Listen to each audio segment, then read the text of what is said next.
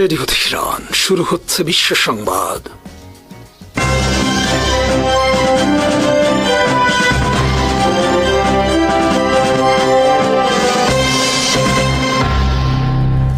শুরুতেই সংবাদ শিরোনাম। ইরানের প্রয়াত সর্বোচ্চ নেতা আয়াতুল্লাহ আলী খামেনির শেষ যাত্রা সোমবার রাজধানী তেহরানে শুরু হয়েছে। জাতীয় পতাকায় মোড়ানো খামেনির কফিন এবং গত ২৮ ফেব্রুয়ারি ইসরায়েলি বিমান হামলায় নিহত তার পরিবারের সদস্যদের কফিন একটি বিশেষ ট্রাকে করে শহরের বিভিন্ন সড়ক প্রদক্ষিণ করে মেহরাবাদ আন্তর্জাতিক বিমানবন্দরের দিকে নেওয়া হচ্ছে। ইরানের সরকার এই শোকানুষ্ঠানে বিপুল জনসমাগমের মাধ্যমে সরকারের প্রতি জনসমর্থনের বার্তা তুলে ধরতে চায়। রোববার তেহরানের গ্র্যান্ড মোসাল্লায় হাজারো মানুষ খামেনি ও তার পরিবারের সদস্যদের প্রতি শেষ শ্রদ্ধা জানান। পদদলিত হওয়ার আশঙ্কায় কফিনের চারপাশে কংক্রিটের নিরাপত্তা দেয়াল স্থাপন করা হয়। ১৯৮৯ সালে আয়াতুল্লাহ রুহুল্লাহ খোমেনির জানাজায় অতিরিক্ত ভিড়ের কারণে প্রাণহানি ও বিশৃঙ্খলার অভিজ্ঞতা থেকে এবার কঠোর নিরাপত্তা ব্যবস্থা নেওয়া হয়েছে। আজ শোভাযাত্রার পর মঙ্গলবার বুধবার ইরাকের পবিত্র শহর নাজাফ এবং কারবালায় শোকানুষ্ঠান অনুষ্ঠিত হবে। বৃহস্পতিবার উত্তর পূর্বাঞ্চলের মাশহাদে খামেনির জন্ম শহরে তাকে দাফন করা হবে। রোববারের অনুষ্ঠানে খামেনির ৩ ছেলে প্রকাশ্যে উপস্থিত হলেও নতুন সর্বোচ্চ নেতা হিসেবে ঘোষিত মুস্তফা খামেনিকে দেখা যায়নি। ইরানি কর্মকর্তাদের দাবি, ফেব্রুয়ারির হামলায় তিনি আহত হয়েছেন, তবে তাকে শারীরিক অবস্থার বিস্তারিত জানানো হয়নি। এদিকে নতুন ইসলামিক রেভলিউশনারি গার্ড কর্পস প্রধান আহমদ বাহিদি এবং কুদস ফোর্সের প্রধান ইসমাইল কানি অনুষ্ঠানে উপস্থিত ছিলেন। তবে প্রেসিডেন্ট মাসুদ পেজিশকিয়ানের জীবিত সাবেক কোনো পূর্বসূরিকে এখনও পর্যন্ত শোকানুষ্ঠানে দেখা যায়নি।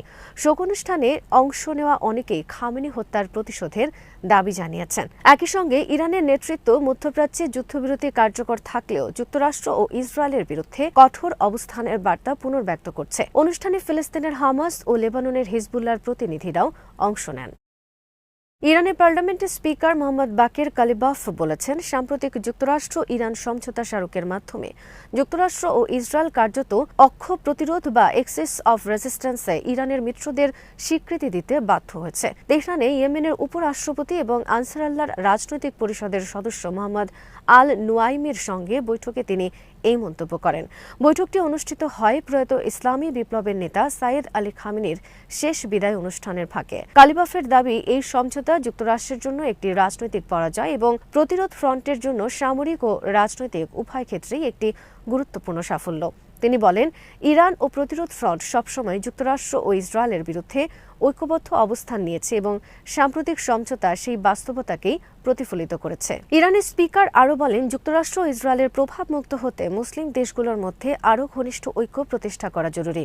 তিনি ইয়েমেনের জনগণ ও আনসার আল্লাহর আন্দোলনের প্রশংসা করে বলেন, আন্তর্জাতিক আইন লঙ্ঘন ও নিপীড়নের বিরুদ্ধে তাদের প্রতিরোধ অর্থনৈতিক, সামরিক ও রাজনৈতিক সব ক্ষেত্রেই প্রতিরোধ ফ্রন্টের সমন্বিত শক্তির পরিচয় বহন করে। বৈঠকে ইয়েমেনের উপরাষ্ট্রপতি মোহাম্মদ আল নুয়াইমি বলেন, ইয়েমেন ও ইরান একই আদর্শ ও লক্ষ্য নিয়ে ইসলামী উম্মার স্বার্থে একসঙ্গে কাজ করছে। তার ভাষায়, সাম্প্রতিক যুদ্ধে ইরানে যা ঘটেছে তা পুরো প্রতিরোধ ফ্রন্টের জন্য একটি নতুন শিক্ষা ও অনুপ্রেরণার উৎস হয়ে উঠেছে। তিনি জোর দিয়ে বলেন, আঞ্চলিক প্রতিরোধ জোট ভবিষ্যতেও পারস্পরিক সহযোগিতা ও সংহতির ভিত্তিতে তাদের অবস্থান আরও শক্তিশালী করবে। রাশিয়া ও চীনের যৌথ নৌ মহড়া জয়েন্ট সি 2026 আনুষ্ঠানিকভাবে চীনের কিংদাও বন্দরে শুরু হয়েছে। মহড়ার উদ্বোধন করেন রুশ নৌবাহিনীর রিয়ার অ্যাডমিরাল সের্গেই সিনকো এবং চীনের পিপলস লিবারেশন আর্মি নেভির রিয়ার অ্যাডমিরাল কিউ ওয়েনশেং। উদ্বোধনী অনুষ্ঠানে অনুষ্ঠিত হয় চীনা নৌবাহিনীর একটি নৌঘাঁটিতে। অনুষ্ঠানে বক্তব্য দিতে গিয়ে রিয়ার অ্যাডমিরাল সের্গেই সিনকো বলেন, এই যৌথ মহড়া সম্পূর্ণভাবে প্রতিরক্ষামূলক উদ্দেশ্যে পরিচালিত হচ্ছে এবং এটি কোনো তৃতীয় দেশের বিরুদ্ধে নয়। তিনি দুই দেশের নৌবাহিনীর মধ্যে পারস্পরিক আস্থা, সমন্বয় এবং যৌথ অভিযানের সক্ষমতা আরও জোরদার করার উপর গুরুত্ব আরোপ করেন। উদ্বোধনী অনুষ্ঠান শেষে রাশিয়া ও চীনের স্টাফ কর্মকর্তা এবং যুদ্ধ জাহাজের কমান্ডাররা সমুদ্রে কৌশলগত অভিযান, অনুসন্ধান ও উদ্ধার কার্যক্রম এবং অন্যান্য যৌথ মিশনের পরিকল্পনা নিয়ে বৈঠকে অংশ নেন। মহড়ার বিভিন্ন ধাপে সমন্বিত অভিযান পরিচালনার কৌশল চূড়ান্ত করা হবে। 6 জুলাই থেকে 13 জুলাই পর্যন্ত চলা এই মহড়া অনুষ্ঠিত হবে ইয়েলো সাগরে। এতে রাশিয়ান নৌবাহিনী এবং চীনের পিপলস লিবারেশন আর্মি নেভির সদস্যরা অংশ নিচ্ছেন। নৌবাহিনীর পাশাপাশি নৌবিমানও বিভিন্ন অভিযানে সহায়তা দেবে। মহড়ায় যৌথ অনুসন্ধান ও উদ্ধার অভিযান, সাবমেরিন বিরোধী যুদ্ধ, আকাশ প্রতিরক্ষা অভিযান এবং সমন্বিত গোলন্দাজ মহড়া পরিচালনা করা হবে। এছাড়া একটি গুরুত্বপূর্ণ ধাপে গভীর সমুদ্রে বিপদগ্রস্ত একটি কাল্পনিক সাবমেরিনের নাবিকদের উদ্ধার অভিযানের অনুশীলন করা হবে।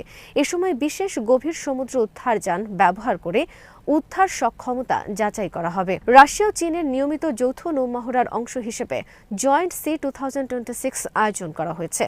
সামুদ্রিক নিরাপত্তা, দুর্যোগ মোকাবেলা, যৌথ অভিযান পরিচালনা এবং সমুদ্রপথে পারস্পরিক সহযোগিতা আরও শক্তিশালী করাই এ মহড়ার মূল লক্ষ্য। হরমুজ প্রণালীতে নৌযান চলাচল নিয়ে নতুন পরিস্থিতির সৃষ্টি হয়েছে। সামুদ্রিক নজরদারি সংস্থাগুলোর তথ্য অনুযায়ী ইসলামী বিপ্লবী গার্ড বাহিনীর নৌবাহিনীর সতর্কবার্তার পর তথাকথিত ওমানি রুট ব্যবহার কার্যত বন্ধের পথে এবং অধিকাংশ জাহাজই এখন ইরান নির্ধারিত নিরাপদ নৌপথে চলাচল করছে। মার্কিন সংবাদ মাধ্যম CNN জানিয়েছে, IRGCর সতর্কতার পর ক্রমবর্ধমান সংখ্যক বাণিজ্যিক জাহাজ তাদের পূর্ব নির্ধারিত পথ পরিবর্তন করে ইরানের নির্ধারিত রুট অনুসরণ করছে। সামুদ্রিক বুদ্ধিমত্তা ভিত্তিক বিশ্লেষণ প্রতিষ্ঠান উইন্ডওয়ার্ড জানায়, যুক্তরাষ্ট্রের প্রভাবাধীন দক্ষিণাঞ্চলীয় নৌপথ ব্যবহারের চেষ্টা করলেও IRGCর রেডিও সতর্কবার্তা পাওয়ার পর অনেক জাহাজ দিক পরিবর্তন করতে বাধ্য হচ্ছে। সংস্থাটির তথ্য অনুযায়ী গতকাল থেকে অন্তত 2টি জাহাজ ওমানি করিডোর ছেড়ে ইরানের রুটে প্রবেশ করেছে এবং আরও 4টি জাহাজ পথ পরিবর্তন করে পুনরায় পারস্য উপসাগরের দিকে ফিরে গেছে। এর আগে ব্লুমবার্গ জানায়, যুক্তরাষ্ট্র সমর্থিত রুট ব্যবহার করতে গিয়ে অন্তত 8টি জাহাজ মাঝপথে দিক পরিবর্তন করে, যার কয়েকটি শেষ পর্যন্ত ইরানের নৌপথ ব্যবহার করে হরমুজ প্রণালী অতিক্রম করে। বেনিন ট্রাফিকের স্যাটেলাইট চিত্র এই তথ্যের সঙ্গে সামঞ্জস্যপূর্ণ বলে প্রতিবেদনে উল্লেখ করা হয়।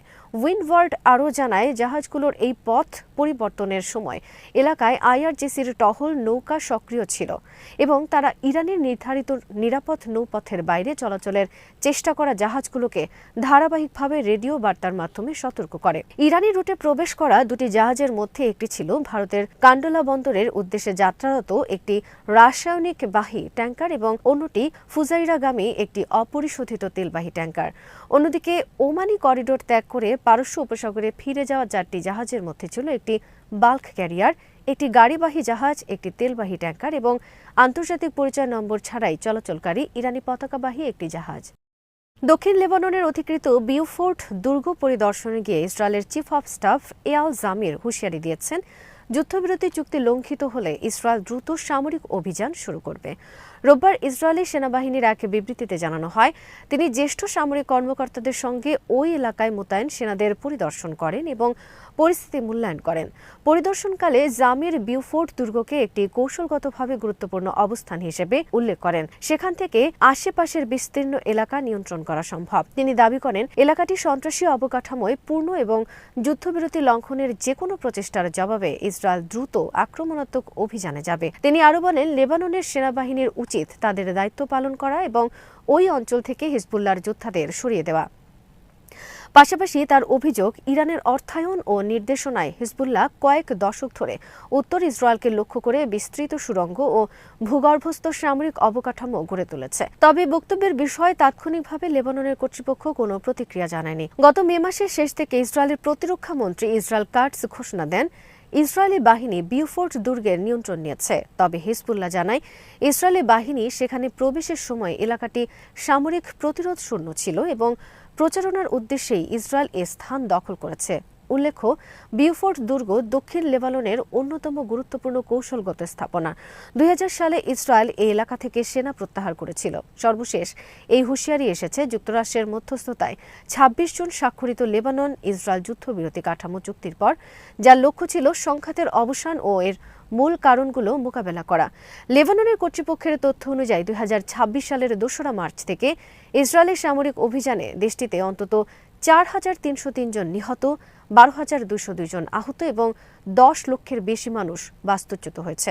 ইরানের সেনাপ্রধান মেজর জেনারেল আমির হাতামি ঘোষণা করেছেন, দেশটির সর্বোচ্চ নেতা আয়াতুল্লাহ আলী খামেনিকে হত্যার ঘটনায় জড়িতদের বিরুদ্ধে প্রতিশোধ ও বিচার নিশ্চিত করার প্রচেষ্টা থেকে ইরান কখনোই সরে আসবে না। তিনি বলেন, এই হত্যাকাণ্ড শুধু একজন নেতার বিরুদ্ধে হামলা নয়, বরং সমগ্র ইরানি জাতির মর্যাদা, স্বাধীনতা ও সার্বভৌমত্বের উপর আঘাত। তাই এই ঘটনার সঙ্গে সংশ্লিষ্টদের জবাবদিহির আওতায় আনা এবং তাদের বিরুদ্ধে ব্যবস্থা নেওয়া ইরানের রাষ্ট্র, সেনাবাহিনী এবং জনগণের অটল অঙ্গীকার। হাতামি বলেন, যারা এই অপরাধ সংঘটিত করেছে তারা জেনে রাখুক, ইরানের জনগণ এবং আমরা সবাই ন্যায় বিচার প্রতিষ্ঠার দাবি ও প্রতিশোধের লক্ষ্য থেকে কখনোই সরে আসব না। আমরা তাদের ছেড়ে দেব না। এটি আমাদের চূড়ান্ত সিদ্ধান্ত এবং ফল না পাওয়া পর্যন্ত আমরা আমাদের এই পথ অব্যাহত রাখব। তিনি আরও বলেন, শহীদ নেতার রক্ত বৃথা যেতে দেওয়া হবে না এবং ইরানের সশস্ত্র বাহিনী দেশের নিরাপত্তা ও জাতীয় স্বার্থ রক্ষায় সর্বোচ্চ প্রস্তুতি বজায় রাখবে। তার ভাষ্য অনুযায়ী প্রতিশোধের বিষয়টি শুধু সামরিক প্রতিক্রিয়ার মধ্যে সীমাবদ্ধ নয়, রাজনৈতিক, কূটনৈতিক ও আন্তর্জাতিক আইনগত সব ক্ষেত্রেই অপরাধীদের জবাবদিহির মুখোমুখি করার চেষ্টা চলবে। বিশ্লেষকদের মতে, হাতামির এই বক্তব্য মধ্যপ্রাচ্যে বিদ্যমান উত্তেজনার মধ্যে ইরানের কঠোর অবস্থানেরই প্রতিফলন। সাম্প্রতিক সংঘাত ও উচ্চ পর্যায়ের হত্যাকাণ্ডের পর তেহরান বারবার জানিয়েছে তারা এ ধরনের হামলার জবাব দিতে দৃঢ় প্রতিজ্ঞ এবং সময় ও পরিস্থিতি অনুযায়ী উপযুক্ত পদক্ষেপ নেওয়া হবে। ফলে ইরানের এই অবস্থান অঞ্চল জুড়ে নিরাপত্তা পরিস্থিতি এবং আন্তর্জাতিক কূটনীতিতে নতুন করে উত্তেজনা সৃষ্টি করতে পারে বলে ধারণা করা হচ্ছে। ইরানের রাজধানী তেহরানে ইসলামী বিপ্লবের নেতা শহীদ আয়াতুল্লাহ সাইদ আলী খামেনির শেষ বিদায়ে লাখো মানুষের ঢল নেমেছে। ভোর হওয়ার আগেই রাজধানীর প্রধান সড়ক এবং চত্বরে মানুষের সমাগম শুরু হয়। শোকাহত জনতা হাতে ইরানের পতাকা, ধর্মীয় প্রতীক ও খামেনির প্রতিকৃতি নিয়ে শেষ শ্রদ্ধা জানাতে রাস্তায় নেমে আসে। রাজধানীর বিভিন্ন এলাকা জনসমুদ্রে পরিণত হয়। অন্ত্যেষ্টিক্রিয়ার শোভাযাত্রা রাজধানীর দামাভান্দ স্ট্রিট, ইমাম Hossain square, এঙ্গেলভ street, Azadi square এবং শহীদ লাশকারী মহাসড়ক অতিক্রম করে। পূর্ব ঘোষিত এই রুট ধরে লাখো মানুষ শোকযাত্রায় অংশ নেন। ইরানি গণমাধ্যমের ভাষ্য অনুযায়ী এই শোভাযাত্রায় কয়েক মিলিয়ন মানুষ অংশগ্রহণ করেছেন, যা সাম্প্রতিক সময়ের অন্যতম বৃহৎ জনসমাবেশ হিসেবে বিবেচিত হচ্ছে। গত কয়েকদিন ধরেই তেহরানে খামেনির স্মরণে বিভিন্ন কর্মসূচি অনুষ্ঠিত হয়। শুক্রবার বিদেশি প্রতিনিধি ও বিভিন্ন দেশের উচ্চপদস্থ ব্যক্তিরা এসে শ্রদ্ধা নিবেদন করেন। এরপর রাজধানী গ্র্যান্ড মোসাল্লায় টানা 2 দিন সাধারণ মানুষের জন্য শেষ শ্রদ্ধা জানানোর সুযোগ রাখা হয়, যেখানে বিপুল সংখ্যক মানুষ উপস্থিত হন। রোববার জানাজার নামাজ অনুষ্ঠিত হওয়ার পর সোমবার আনুষ্ঠানিক শোকযাত্রার মাধ্যমে শেষ বিদায়ের আয়োজন সম্পন্ন হচ্ছে। শোকযাত্রায় অংশ নেওয়া মানুষের মধ্যে গভীর আবেগ ও শোকের পরিবেশ লক্ষ্য করা যায়। অনেকেই খামেনির নেতৃত্ব, ইসলামী বিপ্লবের আদর্শ এবং দেশের স্বাধীনতা রক্ষায় তার অবদানের কথা স্মরণ করেন। নিরাপত্তা নিশ্চিত করতে রাজধানী জুড়ে ব্যাপক নিরাপত্তা ব্যবস্থা গ্রহণ করা হয়েছে এবং বিভিন্ন সংস্থা শোভাযাত্রা সুষ্ঠুভাবে সম্পন্ন করতে সমন্বিতভাবে কাজ করছে। এই বিশাল জনসমাগমের মধ্য দিয়ে আয়াতুল্লাহ সাইদ আলী খামেনির প্রতি ইরানি জনগণের শ্রদ্ধা, ভালোবাসা এবং তার স্মৃতির প্রতি গভীর সম্মান আরেকবার প্রকাশ পেল। তার বিদায়কে ঘিরে তেহরান জুড়ে শোকের আবহ বিরাজ করছে। ইরানের সেনাবাহিনীর প্রধান সমন্বয়কারী ও chief of staff rear admiral Habibullah Sayyari বলেছেন, ইসলামী বিপ্লবের নেতা আয়াতুল্লাহ সাইদ আলী খামেনির রেখে যাওয়া আদর্শ ও উত্তরাধিকার বহন করে দেশটির সশস্ত্র বাহিনী আরও শক্তিশালী হবে। তিনি জোর দিয়ে বলেন, শহীদ নেতার নেতৃত্বে যে সামরিক সক্ষমতা, আধুনিকায়ন এবং প্রতিরোধ ক্ষমতা গড়ে উঠেছে তা ভবিষ্যতেও আরও এগিয়ে নেওয়া হবে। তেহরানে প্রয়াত নেতার অন্ত্যেষ্টিক্রিয়ায় অংশ নিতে আসা শোকাহত মানুষের জন্য সেনাবাহিনীর আবাসন কেন্দ্র পরিদর্শনের সময় সাংবাদিকদের সঙ্গে আলাপকালে সাইয়ারি বলেন, বর্তমান ইরানি সশস্ত্র বাহিনীর সব অর্জনের পেছনে আয়াতুল্লাহ খামেনির দূরদর্শী নেতৃত্বই ছিল প্রধান শক্তি। তার ভাষায়, আজ আমরা যা অর্জন করেছি সবই আমাদের শহীদ নেতার দিক নির্দেশনার ফল। এখন থেকে তার রক্তের প্রেরণায় আমরা সেই পথেই এগিয়ে যাব। তিনি আরো বলেন, আমরা আমাদের শহীদ নেতার উত্তরাধিকার বহন করব। এটাই আমাদের জীবনের লক্ষ্য এবং দায়িত্ব। সাইয়ারির দাবি, সাম্প্রতিক যুক্তরাষ্ট্র ইসরায়েলের যৌথ আগ্রাসনের পর শত্রু সম্পর্কে ইরানের উপলব্ধি আরও গভীর হয়েছে এবং সেই অভিজ্ঞতার ভিত্তিতেই দেশটির সামরিক সক্ষমতা ধারাবাহিকভাবে বৃদ্ধি পাচ্ছে। তার মতে, প্রতিরোধ শক্তি আরও সুসংহত করার জন্য সশস্ত্র বাহিনী নিরলসভাবে কাজ করে যাচ্ছে। প্রেস টিভির প্রতিবেদনে বলা হয়েছে, গত 28 ফেব্রুয়ারি যুক্তরাষ্ট্র ও ইসরায়েলের যৌথ হামলার প্রথম দিন তেহরানে নিজ কার্যালয় হামলায় আয়াতুল্লাহ আলী খামেনি নিহত হন। ওই ঘটনার পর ইরান পাল্টা জবাবে মধ্যপ্রাচ্যে যুক্তরাষ্ট্রের সামরিক ঘাঁটি ও বিভিন্ন স্থাপনার পাশাপাশি ইসরায়েল অধিকৃত অঞ্চলে বিভিন্ন লক্ষ্যবস্তুতে ক্ষেপণাস্ত্র হামলা চালায়।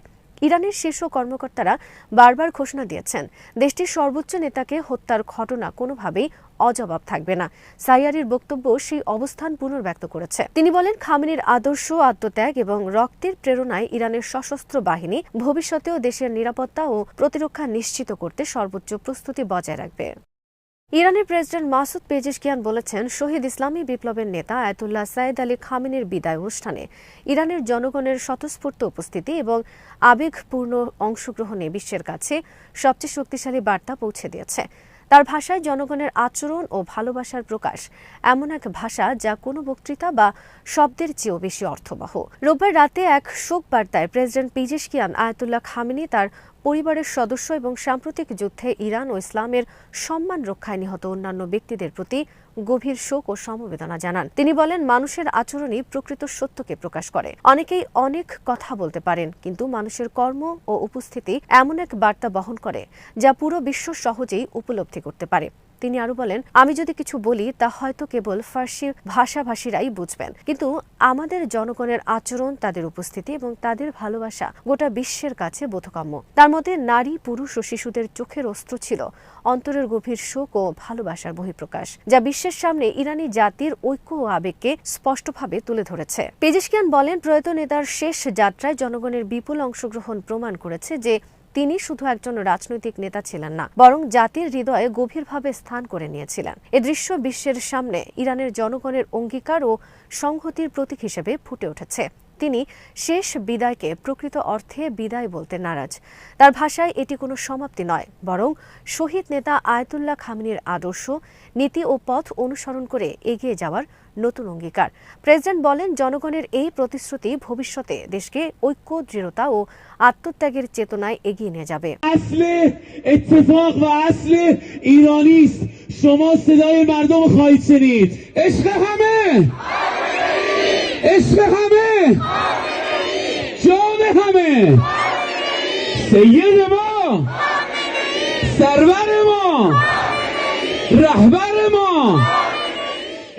ইরানের পররাষ্ট্রমন্ত্রী আব্বাস আরাকচি এবং ফিলিস্তিনি প্রতিরোধ আন্দোলন হামাসের রাজনৈতিক ব্যুরোর সদস্য বাসেম নাইমের মধ্যে সাম্প্রতিক টেলিফোন আলাপ মধ্যপ্রাচ্যের চলমান রাজনৈতিক ও নিরাপত্তা পরিস্থিতিতে নতুন করে গুরুত্ব পেয়েছে। ইরানের রাষ্ট্রীয় টেলিভিশনের বরাতে প্রকাশিত তথ্য অনুযায়ী উভয় নেতা আঞ্চলিক পরিস্থিতির সর্বশেষ অগ্রগতি এবং বিশেষ করে ইরান ও যুক্তরাষ্ট্রের মধ্যে চলমান আলোচনা নিয়ে মতবিনিময় করেছেন। এমন এক সময়ে এই যোগাযোগের বিষয়টি প্রকাশ্যে এসেছে যখন তেহরান ও ওয়াশিংটনের মধ্যে উত্তেজনা প্রশমনের লক্ষ্যে আলোচনা এগিয়ে চলেছে এবং একই সঙ্গে গাজা উপত্যকা 2 বছরেরও বেশি সময় ধরে চলমান যুদ্ধের কারণে নজিরবিহীন মানবিক বিপর্যয়ের মুখোমুখি রয়েছে। আরও বিস্তারিত থাকছে ওয়াহিদ ফারুকীর প্রতিবেদনে।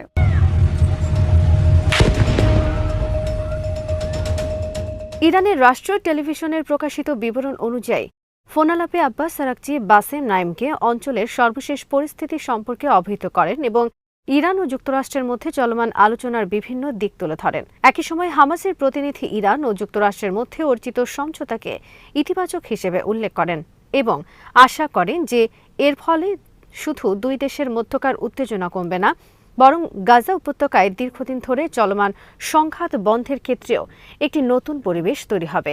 হামাসের এই অবস্থান মধ্যপ্রাচ্যের রাজনৈতিক পর্যবেক্ষকদের দৃষ্টি আকর্ষণ করেছে, কারণ সংগঠনটি সাধারণত আঞ্চলিক কূটনৈতিক উদ্যোগের বিষয়ে অত্যন্ত সতর্ক অবস্থান গ্রহণ করে থাকে। কিন্তু এবার তারা প্রকাশ্যে আশা প্রকাশ করেছে যে বৃহত্তর আঞ্চলিক সমঝোতা ফিলিস্তিনি জনগণের জন্য ইতিবাচক ফল বয়ে আনতে পারে।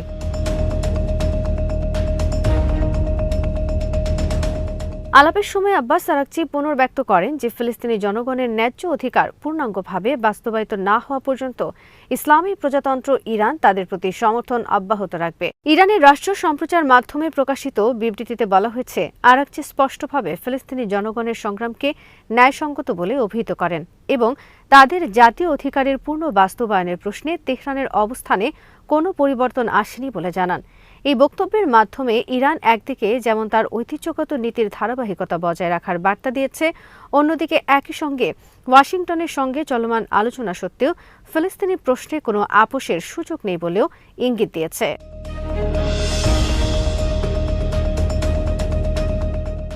মধ্যপ্রাচ্যের বর্তমান পরিস্থিতিতে এই ফোন আলাপের তাৎপর্য আরও বেশি, কারণ গাজা উপত্যকা এখনও যুদ্ধের ধ্বংসযজ্ঞ থেকে বেরিয়ে আসতে পারেনি।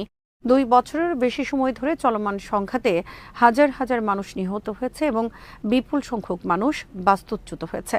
গাজার অবকাঠামো ব্যাপকভাবে ক্ষতিগ্রস্ত হয়েছে এবং আন্তর্জাতিক সংস্থাগুলো বহুবার সতর্ক করে বলেছে যে সেখানে মানবিক পরিস্থিতি ভয়াবহ পর্যায়ে পৌঁছেছে। এই পরিস্থিতিতে হামাসের পক্ষ থেকে আঞ্চলিক সমঝোতার প্রতি ইতিবাচক মনোভাব প্রকাশ করা ইঙ্গিত দেয় যে সংগঠনটি সামরিক সংঘাতের পাশাপাশি কূটনৈতিক ক্ষেত্রেও নতুন সম্ভাবনার দিকে নজর দিচ্ছে।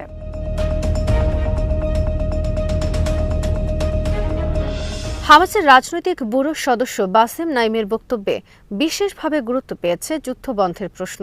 তিনি আশা প্রকাশ করেছেন যে ইরান ও যুক্তরাষ্ট্রের মধ্যে চলমান যোগাযোগ এবং সমঝোতার পরিবেশ গাজায় সহিংসতা কমাতে এবং একটি দীর্ঘমেয়াদী সমাধানের পথ তৈরি করতে সহায়তা করবে। হামাসের অভ্যন্তরীণ সূত্রগুলো দীর্ঘদিন ধরেই বলে আসছে যে সংগঠনটি এমন একটি রাজনৈতিক পরিবেশ চায় যেখানে যুদ্ধবিরতি, মানবিক সহায়তা এবং পুনর্গঠনের প্রক্রিয়া একসঙ্গে এগিয়ে নেওয়া সম্ভব হবে।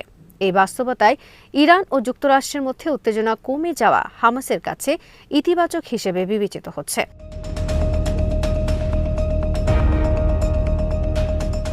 ইরানের জন্য এই যোগাযোগ কৌশলগতভাবে গুরুত্বপূর্ণ। সাম্প্রতিক বছরগুলোতে তেহরান পশ্চিমা বিশ্বের সঙ্গে সম্পর্ক পুনর্বিন্যাসের চেষ্টা চালিয়ে গেলেও একই সঙ্গে তারা নিজেদের আঞ্চলিক মিত্রদের সঙ্গে সম্পর্ক আরও দৃঢ় করেছে।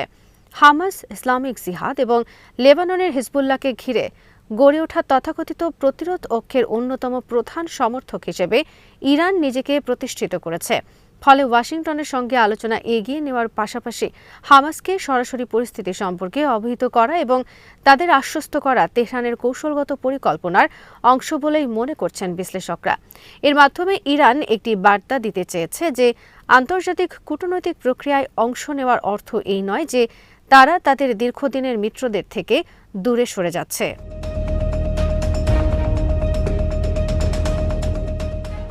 অন্যদিকে হামাসের পক্ষ থেকেও এই সমঝোতাকে স্বাগত জানানোর মধ্যে বাস্তববাদী দৃষ্টিভঙ্গি লক্ষ্য করা যাচ্ছে। গত 2 বছরের সংঘাতে গাজা ব্যাপক ধ্বংসযজ্ঞের মুখোমুখি হয়েছে এবং সামরিক সংঘাতের পাশাপাশি রাজনৈতিক সমাধানের প্রশ্ন ক্রমশ গুরুত্বপূর্ণ হয়ে উঠেছে।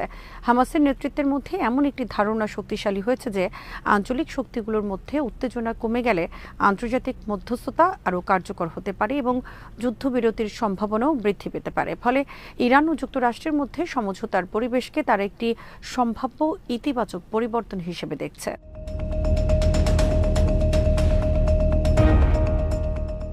আব্বাস আরাকচির বক্তব্যে আরেকটি গুরুত্বপূর্ণ দিক ছিল ফিলিস্তিনি জনগণের জাতীয় অধিকারের বিষয়টি। ইরান বরাবরই দাবি করে আসছে যে ফিলিস্তিনি জনগণের আত্মনিয়ন্ত্রণের অধিকার এবং স্বাধীন রাষ্ট্র প্রতিষ্ঠার দাবিকে আন্তর্জাতিকভাবে স্বীকৃতি দিতে হবে। আরাকচির সাম্প্রতিক বক্তব্যেও সেই অবস্থানের পুনরাবৃত্তি দেখা গেছে।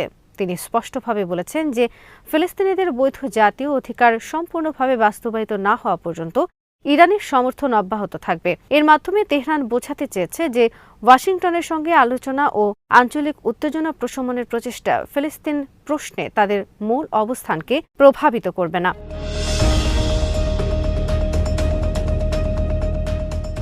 রাজনৈতিক বিশ্লেষকদের মতে এই ফোনালাপের মাধ্যমে তেহরান ও হামাস উভয়ই একটি গুরুত্বপূর্ণ বার্তা দিয়েছে। একদিকে ইরান দেখতে চেয়েছে যে কূটনৈতিক উদ্যোগ এবং প্রতিরোধ অক্ষের প্রতি সমর্থন একই সঙ্গে চালিয়ে নেওয়া সম্ভব। অন্যদিকে হামাসও বুঝিয়ে দিয়েছে যে তারা কেবল সামরিক সমীকরণের মধ্যেই নিজেদের সীমাবদ্ধ রাখতে চায় না, বরং বৃহত্তর আঞ্চলিক কূটনীতির পরিবর্তনকেও গুরুত্বের সঙ্গে বিবেচনা করছে। বিশেষজ্ঞদের মতে মধ্যপ্রাচ্যের বর্তমান বাস্তবতায় কোনো একটি ইস্যুকে আলাদা করে দেখা সম্ভব নয়। গাজা যুদ্ধ, ইরান যুক্তরাষ্ট্র সম্পর্ক, লেবাননের পরিস্থিতি এবং আঞ্চলিক নিরাপত্তা প্রশ্ন একে অপরের সঙ্গে গভীরভাবে সম্পর্কযুক্ত।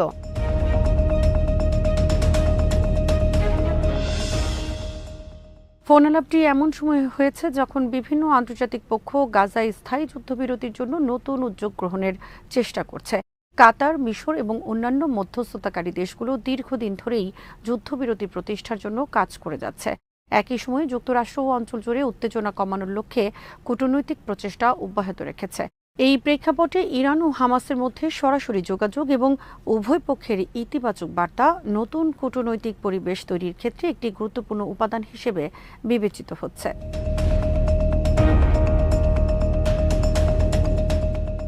মধ্যপ্রাচ্যের রাজনীতিতে ইরানের প্রভাব এবং হামাসের সঙ্গে তাদের ঘনিষ্ঠ সম্পর্ক বহু বছর ধরেই আলোচনার কেন্দ্রবিন্দুতে রয়েছে। তবে সাম্প্রতিক এই যোগাযোগ দেখিয়েছে যে তেহরান একদিকে যেমন আন্তর্জাতিক পরিসরে নিজেদের অবস্থান শক্তিশালী করার চেষ্টা করছে, অন্যদিকে একই সঙ্গে ফিলিস্তিনি ইস্যুকে তাদের পররাষ্ট্রনীতির অন্যতম কেন্দ্রীয় বিষয় হিসেবেও ধরে রেখেছে। হামাসের পক্ষ থেকে সমঝোতাকে স্বাগত জানানোর মাধ্যমে স্পষ্ট হয়েছে যে সংগঠনটিও পরিবর্তিত আঞ্চলিক বাস্তবতাকে গুরুত্বের সঙ্গে বিবেচনা করছে এবং বৃহত্তর কূটনৈতিক প্রক্রিয়াকে গাজার ভবিষ্যতের জন্য একটি সম্ভাব্য ইতিবাচক উপাদান হিসেবে দেখছে।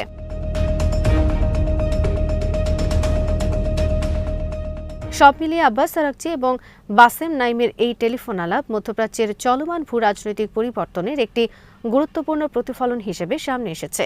এতে যেমন ইরানের ঐতিহ্যগত অবস্থানের পুনরাবৃত্তি হয়েছে, তেমনি রয়েছে গাজা যুদ্ধের অবসান এবং আঞ্চলিক স্থিতিশীলতা প্রতিষ্ঠার সম্ভাবনা নিয়ে নতুন আশা। হামাসের পক্ষ থেকে সমঝোতাকে স্বাগত জানানো এবং ইরানের পক্ষ থেকে অব্যাহত সমর্থনের প্রতিশ্রুতি মধ্যপ্রাচ্যের সাম্প্রতিক রাজনৈতিক প্রক্রিয়ায় একটি তাৎপর্যপূর্ণ বার্তা হিসেবে বিবেচিত হচ্ছে। শ্রোতা বন্ধুরা, বিশ্ব সংবাদে এই ছিল আমাদের সর্বশেষ আয়োজন। সঙ্গে থাকার জন্য আপনাদের সবাইকে অসংখ্য ধন্যবাদ।